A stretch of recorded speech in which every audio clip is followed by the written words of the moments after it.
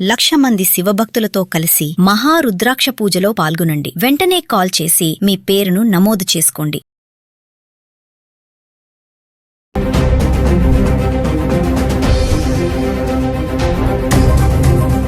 Hello weavers, welcome back to our channel. ప్రస్తుతం మనతో పాటు ఉన్నారు 25 ఇయర్స్ నుంచి అమెరికాలో ఉంటున్నటువంటి ఎంఎన్స్ ఎగ్జిక్యూటివ్ వీరభద్రరావు గారు. సార్తో మాట్లాడండి. నమస్తే సార్. నమస్తే అమ్మ. సార్, రీసెంట్గా ఒక ఆర్టికల్ అయితే చదివాను నేను. విజిటింగ్ వీసా మీద వెళ్ళిన ఒక అమ్మకి అక్కడ 14 ఇయర్స్ జైలు శిక్ష పడిందంట. అంటే విజిటింగ్ వీసా మీద వెళ్ళడం ఏంటి, అక్కడ శిక్ష వేయడం ఏంటి, అసలు విజిటింగ్ వీసా మీద వెళ్ళిన వాళ్ళు ఎలాంటి డాక్యుమెంట్స్తో వెళ్ళాలి, అక్కడ అసలు ప్రాసెస్ ఎలా ఉంటుంది, ఆమెకి ఎందుకు 14 ఇయర్స్ జైలు శిక్ష పడింది అంటే ఇది ఒక పెద్ద షాక్లా ఉంది. ఒకసారి దాని గురించి. కరెక్టే, అది నేను కూడా చదివాను news. So first thing first, let's talk about visiting visa. So మీరు అమెరికాలో ఉంటున్న ఒక వ్యక్తి మిమ్మల్ని రమ్మనమని చెప్పి ఒక ఇన్విటేషన్ పంపిస్తూ దాంతోపాటు ఒక ఎఫిడవిట్ సబ్మిట్ చేస్తాం. ఓకే. చేసి అందులో ఏమంటామంటే, నేను పలానా వ్యక్తిని పిలుస్తున్నా, నా పర్సనల్ డీటెయిల్స్ ఇవి, నేను ఇంత సంపాదిస్తున్నా, నా లీగల్ స్టేటస్ ఇది, ఈ వచ్చే వ్యక్తికి అన్ని రకాల పూర్తి సపోర్టు అతను ఈ కంట్రీలో ఉన్న రోజులు నేను ఇస్తాను అని అండర్టేకింగ్ కూడా ఇచ్చి ఆ ఇన్విటేషన్ లెటర్ని మనం పంపిస్తే ఇండియాకి, దాన్ని బేసిస్గా చేసుకుని పెద్ద డాక్యుమెంటేషన్ ఏమీ ఉండదు దానికి. ఎందుకంటే నేను మా అబ్బాయినో అమ్మాయినో చూడడానికి వెళ్ళొచ్చు. జనరల్గా మన వాళ్ళు చాలామంది పేరెంట్స్ వాళ్ళ పిల్లల డెలివరీస్కి వాటికి వెళ్తూ ఉంటారు. అవి చాలా innocent, straight forward, simple things. కానీ మన వాళ్ళు ఇంకోటి కూడా చేస్తూ ఉంటారు. ఒక community particularly, I don't want to name them, but వాళ్ళు ఏం చేస్తారంటే వాళ్ళకి పెద్ద హోటల్ చైన్స్ ఉన్నాయి. వాళ్ళ పేరెంట్స్కి గ్రీన్ కార్డ్ ప్రాసెసింగ్ చేశారు కొంతమందికి సిటిజన్షిప్స్ కూడా వచ్చాయి. అలా కాకుండా కొంతమంది విజిట్లో వస్తూ ఉంటారు. ఈ విజిట్లో వచ్చినప్పుడు చేయాల్సిందల్లా మీరు you have come to the US to visit your family and friends. అలానే కొన్ని ప్లేసెస్ తిరుగుతానని చెప్తాం. అక్కడ మనం ఇతనే ఇంట్లో కూర్చుంటామని చెప్పాం. సో తిరుగుతాం, సైట్ సీయింగ్, అది మాత్రమే మనం చెయ్యాలి అక్కడ. అలా కాకుండా కొంతమంది మన వాళ్ళు ఏం చేస్తారంటే, ఎలాగో నేను అమెరికాలో ఉన్నా కదా, ఎలాగో నేను డే టైంలో పిల్లలు ఆఫీస్కి వెళ్ళినప్పుడు ఖాళీగా ఉన్నా కదా అని తల్లులో పిల్లలో మొత్తానికి ఒక కలెక్టివ్ ఐడియా అది. ఏంటంటే, అమ్మ నువ్వు ఇంట్లో ఉన్నప్పుడు వచ్చే 3 months ఈ చుట్టుపక్కల చిన్నపిల్లలు ఉంటారు కదా, వాళ్ళని బేబీ సిట్టింగ్ చూడు. విజిటింగ్ వీసా మీద వచ్చిన వాళ్ళని ఓకే అని పిల్లల ఐడియా ఉండొచ్చు, తల్లి ఐడియా ఉండొచ్చు. నాన్న నేను ఇంట్లో చదువుకున్న దాని ఇంట్లో ఖాళీగా ఎందుకు ఉండాలి. ఈ 14 years జైలు శిక్ష పడ్డ ఆవిడ నేను చదివింది డాక్టర్ అని చెప్పి, maybe true or not, I don't know exactly. అయితే ఆవిడ చదువుకున్న ఆవిడ ఇండియాలో డాక్టర్. సో మనకుండే ఈగోస్, కాన్ఫిడెన్స్, ఎడ్యుకేషన్ అన్నీ ఉన్నాయి, బ్యాక్గ్రౌండ్ ఉంది. కానీ నువ్వు పరాయి దేశంలోకి వెళ్ళినప్పుడు you are no more a doctor, you are not recognised, you are not licensed, you are not registered. By education you may be a doctor, but by profession you are not a doctor. You cannot practise in America. Simple. Number 1. Number 2, నువ్వు వచ్చింది విజిటర్గా వచ్చింది, నువ్వు విజిటర్గానే ఉండాలి. Problem ఇంతకుముందు కూడా మనం వేరే వీడియోలో చెప్పాను నేను. L1, F1, H1 వీళ్ళు 3. F1 అంటే student, LHM employees, then B1, B2 అంటారు. అది ఎయిదర్ బిజినెస్ పర్పస్లో షార్ట్ టర్మ్ 2 weeks 3 weeksకి అమెరికాకి రావడం, లేకపోతే విజిటర్ వీసాగా అప్ టు 6 months వాడు స్టే ఉంటుంది. స్టేకి పర్మిట్ చేస్తారు జనరల్గా. బట్ వీసా వ్యాలిడిటీ వచ్చి 10 ఏళ్ళు ఉంటుంది. అంటే మనం ఇక్కడ హైదరాబాద్ కన్సులేట్కి ప్రతి సంవత్సరం వెళ్ళి స్టాంప్ వేయించుకోవాల్సిన అవసరం లేదు. 10 ఏళ్ళకి వీసా ఇచ్చారంటే అర్థం ఏంటంటే 10 yearsలో నువ్వు ఫ్రీగా ట్రావెల్ చేయొచ్చు back and fourth as a visitor. కానీ ఎవ్రీ టైం పోర్ట్ ఆఫ్ ఎంట్రీలో అక్కడ ఆఫీసర్ ఆపి మిమ్మల్ని అడుగుతాడు, ఎందుకు వచ్చావు నువ్వు, ఎవరున్నారు ఇక్కడ నీకు, వాళ్ళ అడ్రస్ ఏంటి, వాళ్ళ పొజిషన్ ఏంటి, కొన్ని బేసిక్ డీటెయిల్స్ వెరిఫై చేస్తారు. చేశాక వాళ్ళు మీకు కొన్ని రోజులు పర్మిట్ చేస్తారు యుఎస్లో ఉండడానికి. I-94 అంటాం దాన్ని. అది 6 months మ్యాక్సిమం ఉంటుంది. బట్ 6 months లోపు మీరు మళ్ళీ కావాలని ఏదైనా health reasons, if you have a right reason, genuine reason, you can ask for an extension. So ఆ టైంలో మీరు విజిటర్గా అమెరికాలో ఉన్నారు. ఉద్యోగము, వ్యాపారము చేసి డబ్బు సంపాదించే హక్కు మీకు లేదు అక్కడ. ఈవిడ చేసిన తప్పు ఏంటంటే, ఈ బేబీ సిట్టింగ్ అనే ఒక వ్యాపారం చేసింది ఆవిడ. If it is a service, it's a different story altogether. She was making money. Number 2, అమెరికాలో ఎమర్జెన్సీ ఏదైనా వచ్చింది అనగానే ఫస్ట్ రియాక్షన్ న్యాచురల్గా అమెరికన్స్కి వచ్చేది call 911. Sometimes it's a stupid reason, sometimes most often 99% of the time it's a genuine emergency. Yes. Okay, there are even people out of panic attacks due to some past trauma might call 911 and they will get moral support. Yes. Sometimes in person, sometimes over the phone, but you are allowed to call. Nobody will discourage you from doing so. So 911 is your go-to in any emergency. ఈవిడ విషయంలో జరిగింది, నేను చదివింది ఆ వీడియోలు చూసింది ఏంటంటే, ఆవిడ యాజ్ ఎ డాక్టర్, బికాజ్ ఆమె ఎడ్యుకేటెడ్ కాబట్టి, she try to help a baby who was choking Yes. On some chips ఇంకోటో మొత్తానికి baby was choking and she could not help the baby. అప్పుడు ప్యానిక్ అయ్యి 911 కాల్ చేసింది. 911 వచ్చేలోపు బేబీ చచ్చిపోయింది. So first of all baby నీ కేర్లో చనిపోయింది కాబట్టి యు ఆర్ అకౌంటబుల్. Yes. అది ఫస్ట్ థింగ్. నువ్వు విజిటర్గా వచ్చావా లేదంటే ఎంప్లాయీగా వచ్చావా అవన్నీ సెకండరీ. అలానే ఈ బేబీ సిట్టింగ్ చేయడానికి కూడా కొన్ని లీగల్ ఫ్రేమ్వర్క్స్ ఉన్నాయి, రూల్స్ ఉంటాయి. Yes, yes. ఎవరు పడితే వాళ్ళు చేయకూడదు. జనరల్గా ఏంటంటే ఇన్ కమ్యూనిటీ పక్కింట్లో బేబీని పెట్టడం ప్రిఫర్ చేస్తాం మనం, rather than drive the baby 10 miles and leave it in one place. So ఇక్కడ అవైలబిలిటీ ఉంది. వాళ్ళు కూడా ఎవరైతే బేబీని పెట్టారో వాళ్ళు ఈవిని చూసి నమ్మే పెట్టుంటారు కదా. కానీ కష్టం వచ్చినప్పుడు ఏమి పనికిరావు. Yes. వాళ్ళు కూడా చెప్పరు ఆ మాట, yes I spoke to that lady before, చెప్పరు. అండ్ యుఎస్లో ఇంత ముందు కూడా మీకు నేను చెప్పాను, కొన్ని తప్పులకి felony crimes, you may say mistake or you know it's a crime, చిన్న మిస్టేక్ అయినా దానికి ఒక ప్రీఫిక్స్డ్ పనిష్మెంట్ రాసేసి ఉంది. Yes. Even the judge is bound by that. Yeah. అందులో బేబీ అనేటప్పటికి ఇంకొంచెం సెన్సిటివ్ అయిపోతుంది. అవును. సో ఈ విధంగా మీకు కొన్ని విషయాలు మనం చాలా క్లియర్గా నేర్చుకోవాలి. సో ఫస్ట్ విజిటర్గా వెళ్ళినప్పుడు మీరు ఓన్లీ విజిటర్గానే ఉండండి. Yes. మీ దగ్గర ఎలాంటి వ్యాలిడ్ డాక్యుమెంట్స్ క్యారీ చేయాల్సిన అవసరం లేదు. ఎవరన్నా మిమ్మల్ని ఆగి రోడ్డు మీద ఆపి, hi are you here legally or illegally అని చెప్పి అడిగే హక్కు ఎవ్వరికీ లేదు అమెరికాలో.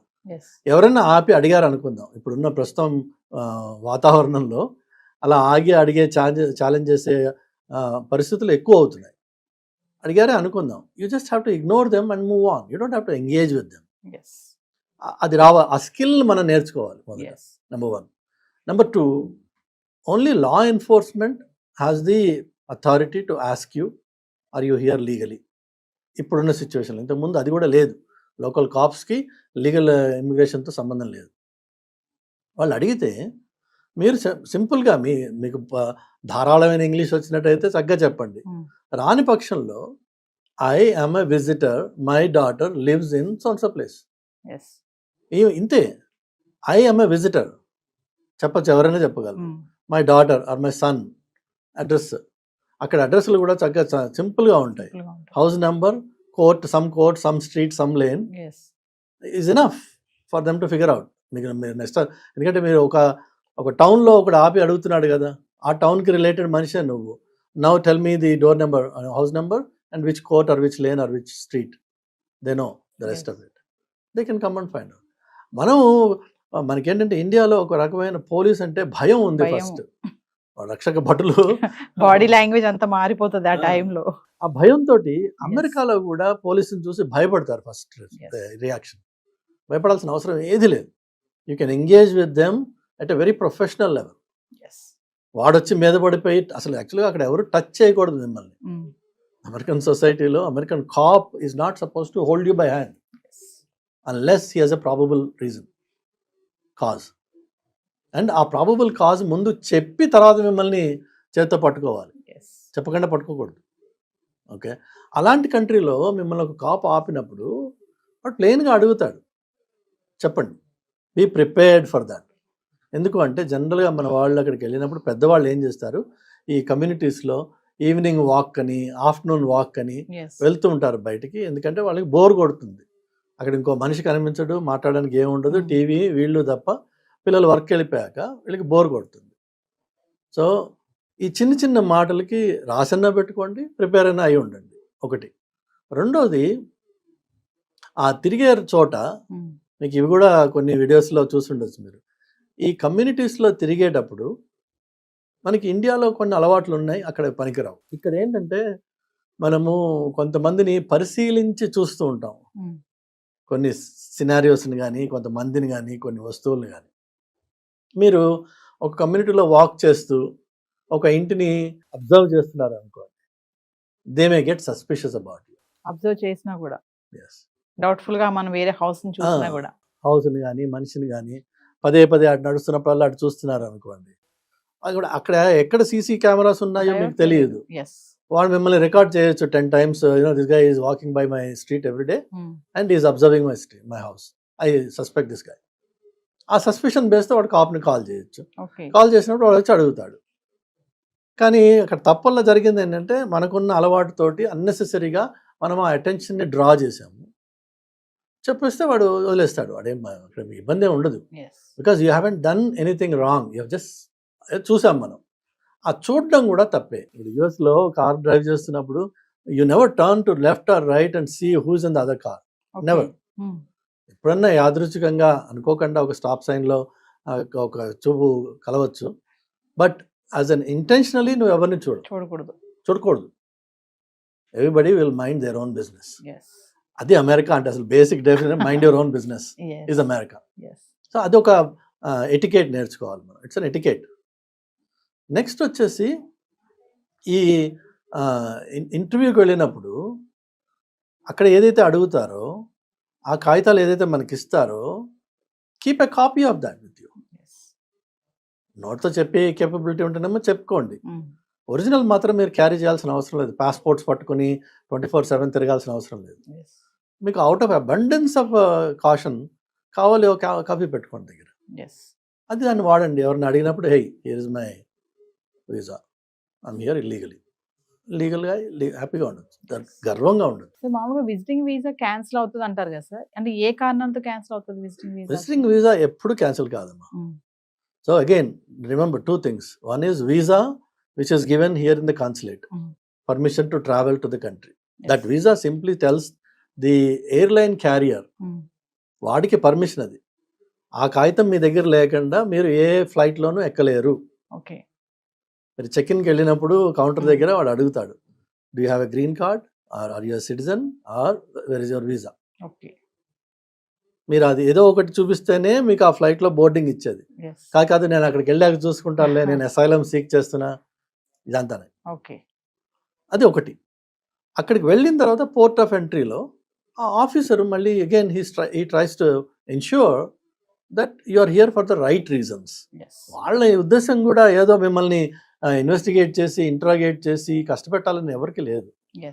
అయితే ఇంతకుముందు మనం మాట్లాడుకున్నట్టుగా ఇండియన్ స్టూడెంట్స్ అమెరికాకు వచ్చి స్టూడెంట్గా కాకుండా వర్క్ చేయడం అనేది ఎన్నో ఏళ్ళుగా నడుస్తున్న ప్రాక్టీస్ అది.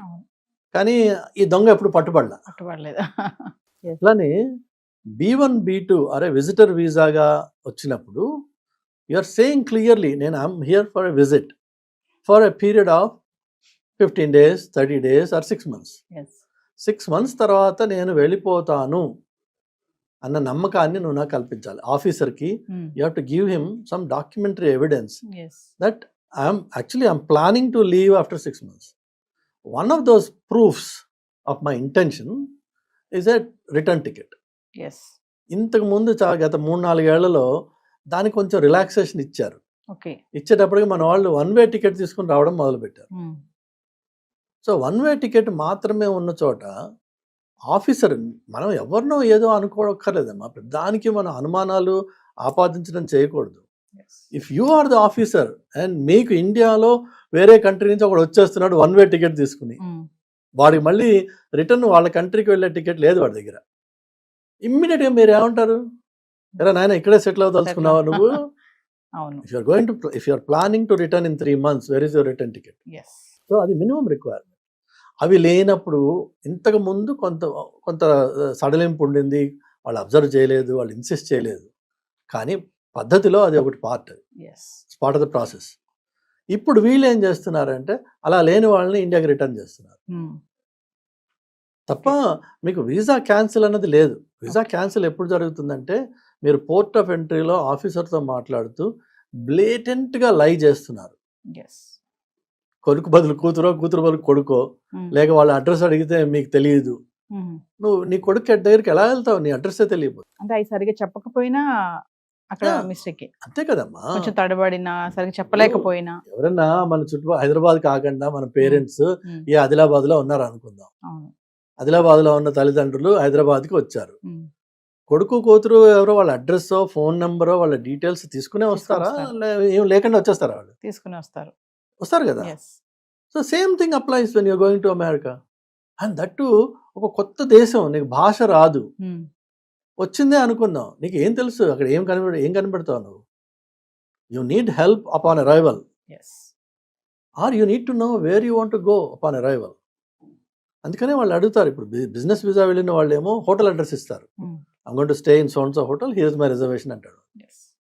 అలా కాకుండా ఇలా స్పాన్సర్షిప్ చేసినప్పుడు నా స్పాన్సరర్ ఎవరు? నా కొడుకా, కూతురా, మనవడా, ఇంకోటా, బ్రదరా, సిస్టరా, అగో స్పాన్సరర్ సో అండ్ సో, వాళ్ళు ఈ అడ్రస్లో ఉంటారు. ఓకే. వాళ్ళు ఎన్నేళ్ళ నుంచి ఉంటున్నారు? సింపుల్ క్వశ్చన్స్ అడుగుతాడు. దానికి మనం నీళ్ళు నవ్వులాం అనుకోండి, ఆటోమేటిక్గా వాడికి అనుమానం వస్తుంది. అనుమానం వస్తుంది. నిజంగా చెప్పిన మనిషి వీడేనా కాదా ఏంటి అని. Yes. ఆ కేసులో మాత్రం మీకు ఎక్స్ట్రీమ్, అది జనరల్గా జరగదు, కానీ ఎక్స్ట్రీమ్ కేసెస్లో అక్కడ వీసా ఎంట్రీ, పోర్ట్ ఆఫ్ ఎంట్రీలో మీకు డిక్లైన్ చేసే ఛాన్స్ ఉంది. ఎస్. చేసి నెక్స్ట్ అవైలబుల్ రిటర్న్ ఫ్లైట్లో మళ్ళీ కూర్చోబెట్టి పంపించేస్తారు. ఓకే. లేకపోతే ఇంకొకటి ఏంటంటే 6 నెలలు మీకు మొదట వీసా ఇచ్చారు ఒకసారి, మీరు 6 నెలలు ఉన్నారు అక్కడ, అమెరికాకి మీరు విజిటర్గా వచ్చారు, you're a native of a different country. అమెరికాకి చుట్టం చూపుగా వచ్చి పోతా అన్నారు, వచ్చి వెళ్ళారు, మళ్ళీ 4 రోజులు తిరిగి వచ్చారు అనుకుందాం. అప్పుడు వాడు ఏమంటాడు? నువ్వు చుట్టం చూపుకి రావట్లేదు నాన్న, 1 నెల నువ్వు అక్కడ చుట్టం చూపుకి వెళ్ళి ఇక్కడ మెయిన్ బేస్ చేస్తున్నావు, కాబట్టి యువర్ వీసా ఇస్ రిజెక్ట్. అన్ని విషయాలు కూడా మీరు చూస్తే these are all common sense based stuff. ఇందులో పెద్ద ఇంజనీరింగ్, సైన్స్, పాలిటిక్స్, ట్రంప్ ఇవేమీ లేవు ఇందులో. పాప అన్నెసరిగా ట్రంప్ని బ్లేమ్ చేస్తున్నారు, కానీ ట్రంప్ ఏమీ కొత్తగా చేసింది ఏం లేదు ఇంకా. So visitors, go as a visitor, enjoy your time, but క్లియర్గా రియలైజ్ దట్ అమెరికాకి వెళ్తే అక్కడున్నవాడే ఒంటరితనంతో ఏడుస్తున్నాడు. ఇప్పుడు మనకేమో వాగే నోరు, కదిలే కాలు. నువ్వు అక్కడికి వెళ్తావు, వెళ్ళిన తర్వాత నువ్వు కదలలేవు, మాట్లాడడానికి మనిషి దొరకడు. ఏమన్నా ఉంటే వాట్సాప్లోను, ఫేస్బుక్లోను ఇండియాకి ఫోన్ చేసుకోవాలి. ఇండియా వాళ్ళు నిద్రపోతున్న టైంలో నువ్వు అక్కడ ఎవడు ఉండడు. టీవీతో టైంపాస్ చేయగలవా? Okay, wonderful. నువ్వు కాలి నడకన నీ కమ్యూనిటీలో తిరగచ్చు, దాంతో ఏం ప్రాబ్లం లేదు. అది కూడా certain parts of the calendar ఇయర్లో. వింటర్లో ఆబ్వియస్లీ ఇక్కడ వాడు అక్కడికి వెళ్ళి ఆడుతూ పాడుతూ తిరిగే ప్రసక్తి లేదు. సో మీరు తిరగలిగింది ఎప్పుడు? Mainly in summer, because spring and fall ఉన్నాయి, కానీ ఫాల్లో అక్కడ చలి ఇక్కడ మామూలు చలి కంటే 3 రెట్లు ఎక్కువ ఉంటుంది. సో అది కూడా పోయింది మీకు. So summer mainly.